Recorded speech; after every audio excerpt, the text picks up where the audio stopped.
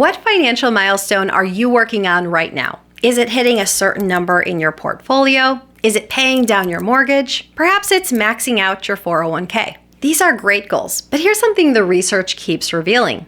The financial milestones that make you feel the wealthiest, like looking at your net worth statement or improving your returns, are not actually the ones that move the needle on your day-to-day happiness.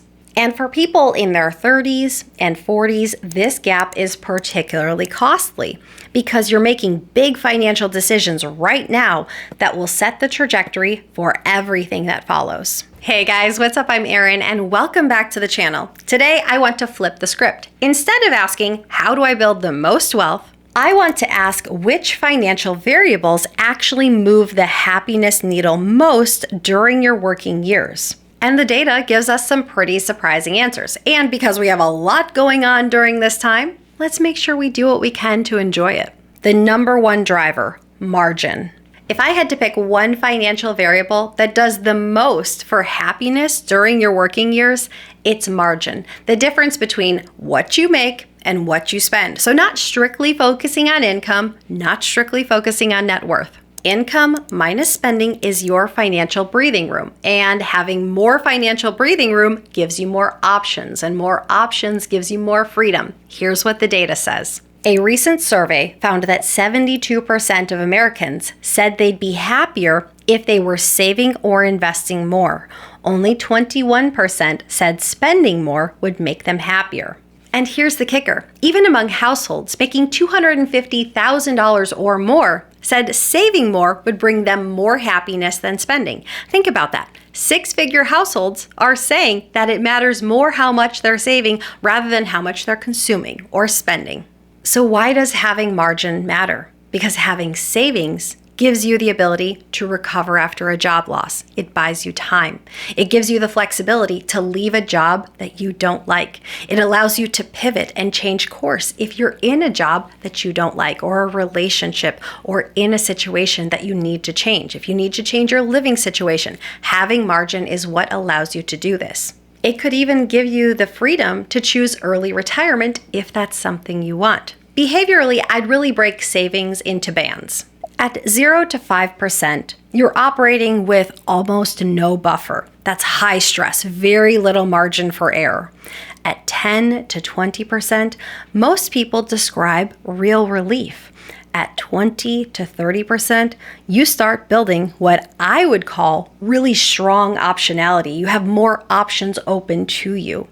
And at 40% or above, people often describe something closer to genuine financial freedom, even if their absolute income isn't exceptional. The happiness benefit of saving is all due to the present reduction of feeling trapped. And feeling trapped in your life dramatically reduces the quality of your life.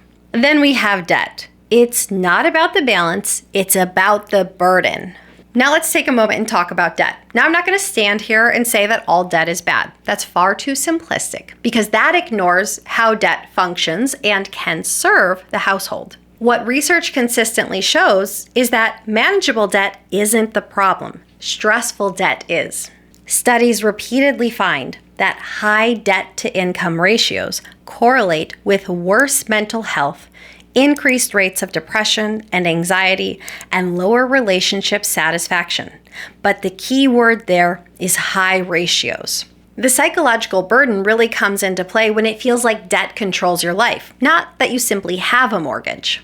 Let me give you a useful framework. There's what I would like to call happiness-compatible debt and happiness-killing debt. Happiness-compatible debt looks like a fixed-rate mortgage with a payment you can comfortably make, or student loans paired with strong earning power, or business debt that produces cash flow. These may reduce your happiness slightly or not at all, but they're structured, predictable, and tied to something that builds value. Happiness-killing debt looks like revolving credit card balances, buy now, pay later traps, auto loans that stretch your cash flow, or a HELOC drawn down to fund lifestyle upgrades. The problem here isn't just the interest rate, it's that mandatory monthly payment. It's that fixed claim on your future streams of income. Here's an example that I think illustrates it well. Take two people. Person A earns $300,000 but has a jumbo mortgage, 2 luxury car payments, private school tuition, and a credit card that can't quite clear each month. Person B earns $150,000, has a modest mortgage, 1 used car, and almost no consumer debt. Person A may genuinely feel more poor or more financially stressed than person B because their life is more expensive to maintain. So much of their income or all of their income is already spoken for. Maybe in your 30s and 40s, the goal isn't to eliminate all debt, but maybe a more appropriate and realistic goal would be to minimize the amount of outstanding debt you have and really prioritize the debt that's working for you rather than against you. Okay, now we get to income. Yes, it matters a lot up to a certain point. Earlier research from Daniel Kahneman and Angus Deaton famously suggested emotional well-being plateaued around $75,000 annually.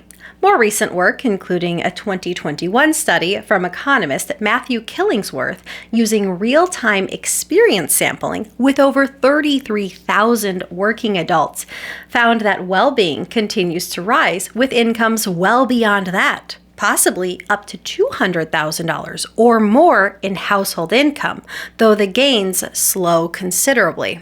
But here's what I think is a more useful insight. Because for most people in their 30s and their 40s, the happiness inflection point really comes at the point of security.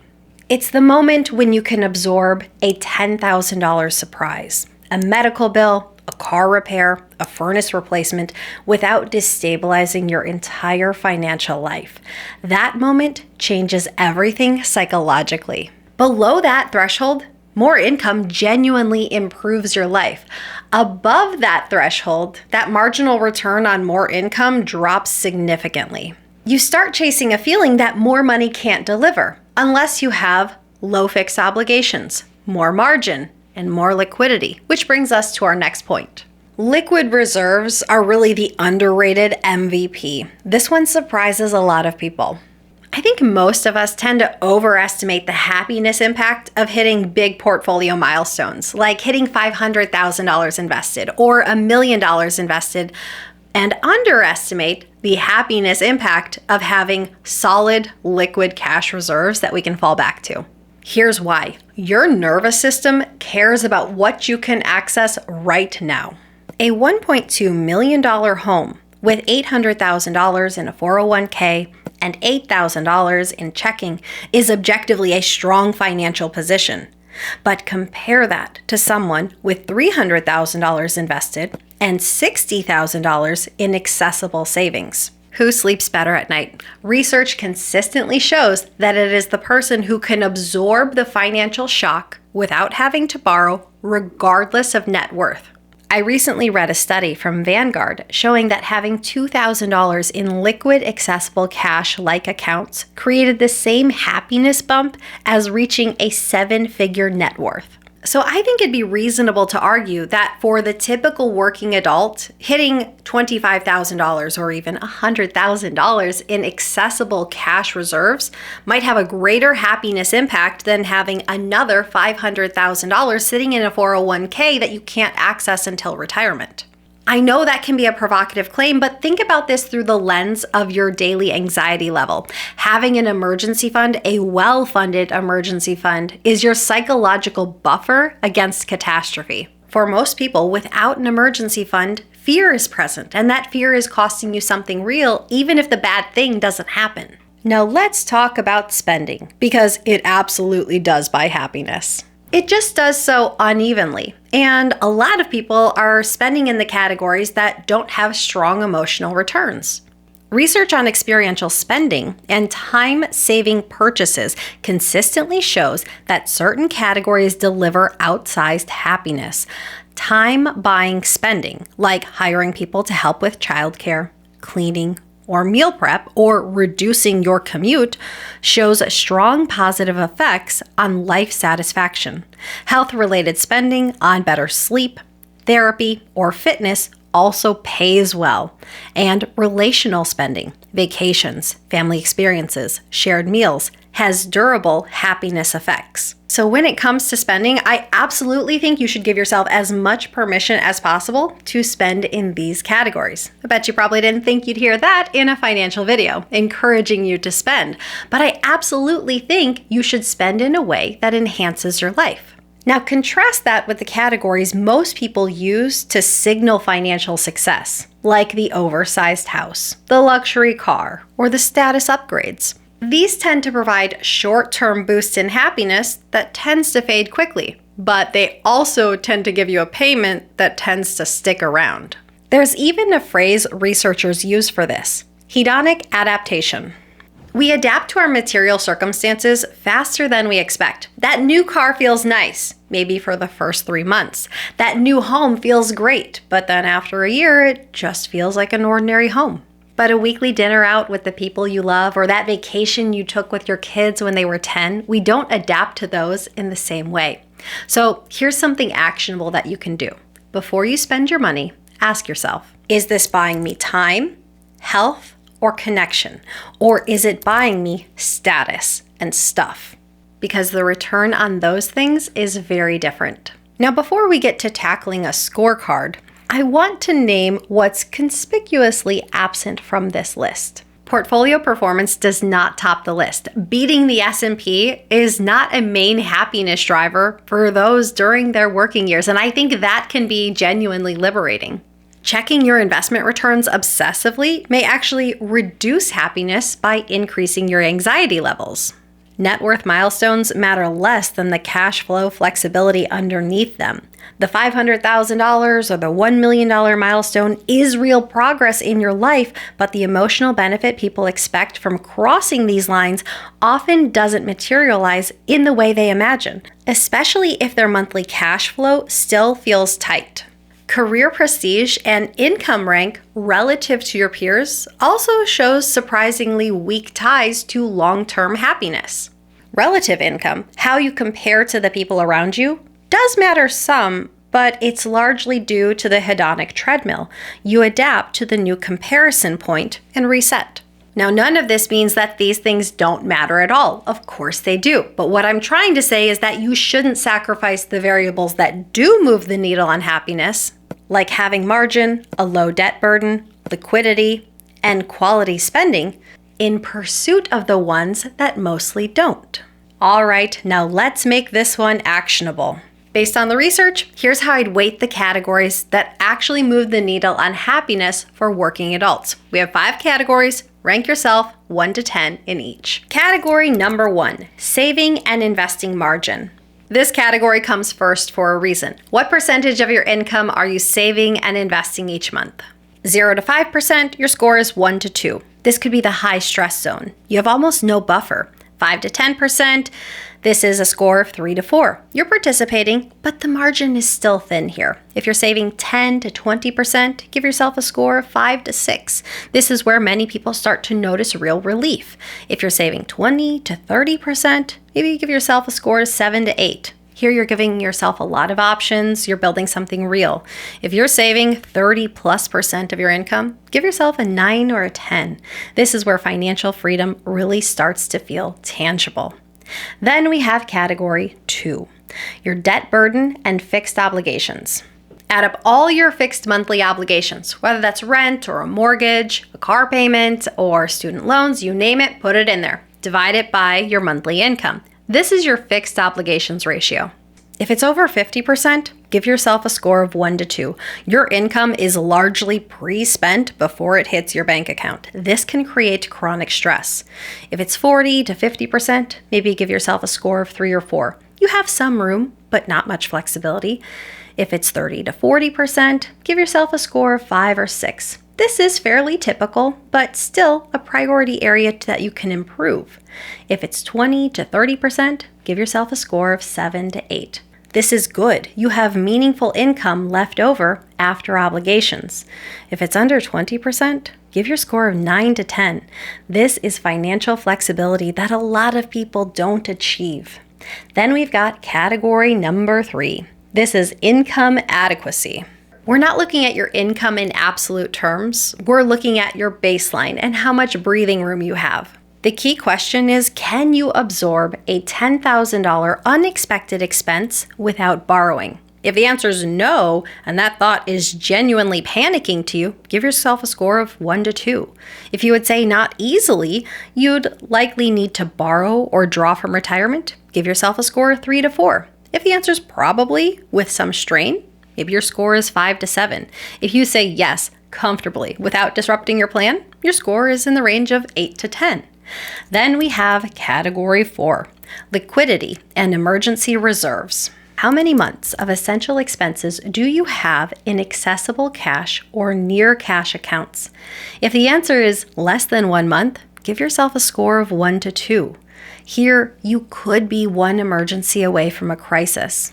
If it's 1 to 3 months, give yourself a score of 3 to 4. You have a basic buffer, but you could still be in a fragile position. If the answer is 3 to 6, give yourself a score of 5 to 7. This is the traditional guideline. It is solid for most households. If the answer is 6 to 12 months or more, give yourself a score of 8 to 10. Here, you have a lot of options if a crisis is ever thrown your way. Then we have category 5. This is your spending quality. Look at your last 90 days of discretionary spending. What percentage went toward time, health, or relationships versus status, stuff, or lifestyle inflation? If it was mostly status and stuff, give yourself a score of 1 to 3. If it was a fairly even mix, give yourself a score of 4 to 7. If it was mostly on time, health, and connection, give yourself a score of 8 to 10. Now, how to interpret your score? You want to add up your scores across all 5 categories. Out of 50 possible points, if you're in the 40 to 50 range, you're in a strong financial happiness position. Your money is supporting your quality of life, not just building a better balance sheet. If you're in the 30 to 39 range, you're doing fairly well, but there are likely 1 or 2 friction points costing you daily peace of mind. So start by looking at your lowest 2 scores and putting your focus there. If your score is 20 to 29, there are some meaningful pressure points in your financial life. Improving even one category could noticeably improve your day-to-day stress levels. And finally, below 20, the financial stress in your life likely feels very real, and it likely has a source. And hopefully this framework can help you identify where that strain is coming from. So here's what I want to leave you with today. A 35-year-old rarely becomes happier because they hit $1 million in their investment account. They generally become happier when they stop feeling financially trapped. And that trap that makes you feel like your life is too expensive to maintain, like you don't have the margin to take on any sort of risk, or that your one financial emergency from everything unraveling is generally built on 4 things: too little margin, too many fixed obligations, too much bad debt, and not enough liquidity. And none of those require a high income to fix. It requires intention. And the research tells us something important. The money moves that feel impressive, hitting a certain net worth, buying a luxury purchase, those are not the moves that are doing the emotional work. It's generally the unglamorous ones that are. And truly, the goal should be to maximize the utility of your money, not just the math of it. We want to have the best possible lived experience with our money. So this is where you could start. What are your thoughts? Leave them in a comment down below. Are there any areas that need a little bit more focus in your life? Share a thought down below. I post new videos every single week. If you got anything at all out of this one, please give it a like. If you're new here, please consider subscribing. Or if you know of someone who might get something out of this type of content, please consider sharing. I'll see you soon. Bye. The number one driver. Oh, sorry, I hit the mic. If I had to pick one financial variable, the problem here isn't this is on. is this thing on? Oh my God, I love that I'm a cliche. I love it. Here's an emotional well-being plateaued. Oh my God. Famous. Oh my God. You should have seen me last night. We were making, it was dinner with my friends, and we have this regularly, and I was making the margaritas, and I didn't call anything by its appropriate name. I'm like, I need the smasher, the muddler. I need the squeezer, and I still don't. What is it? Like the little, you squeeze the lime, squeezer. I need the pourer. That was the measuring cup. I called nothing by its appropriate name. Finances your finances. I didn't mean to say that.